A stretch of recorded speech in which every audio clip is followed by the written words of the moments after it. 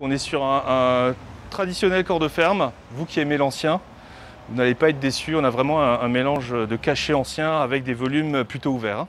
L'envie leur est venue pendant le confinement. Arnaud et sa femme habitent un appartement du centre-ville de Strasbourg. Mais aujourd'hui, ils souhaitent déménager dans un bien avec plus d'espace. Et pour le trouver, ils n'hésitent plus à faire des kilomètres, comme ici, avec cette maison à Wolfisheim. Le but était un petit peu d'aller plus vers la campagne, d'avoir un petit peu plus d'espace, de se dire que lorsqu'on avait envie de se promener, on était vraiment à l'extérieur, que le port du masque n'était pas forcément aussi obligatoire lorsqu'on était en campagne par exemple. Des clients comme eux, Frédéric en rencontre de plus en plus.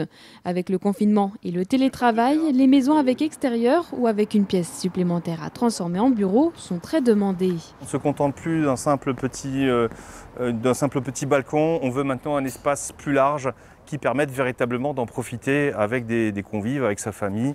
Alors qu'il faut compter en moyenne 4 294 € par mètre carré pour acheter un appartement en plein cœur de Strasbourg, le prix au mètre carré de Trüchtersheim est à 2 991 € et 2 987 € à Oberhausbergen.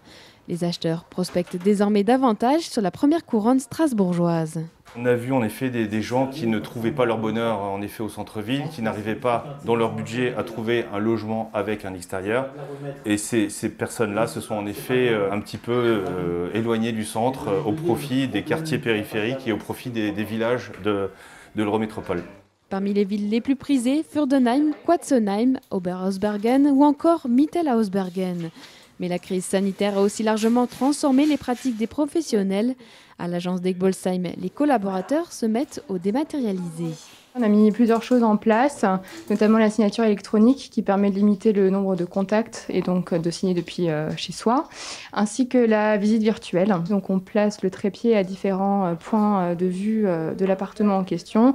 On prend différentes prises de vue et puis ça permet après de nous, via l'ordinateur, relier les pièces entre elles et ça permet aux clients de se balader dans le logement. C'est une vue à 360, donc on se représente parfaitement les volumes ainsi que l'environnement.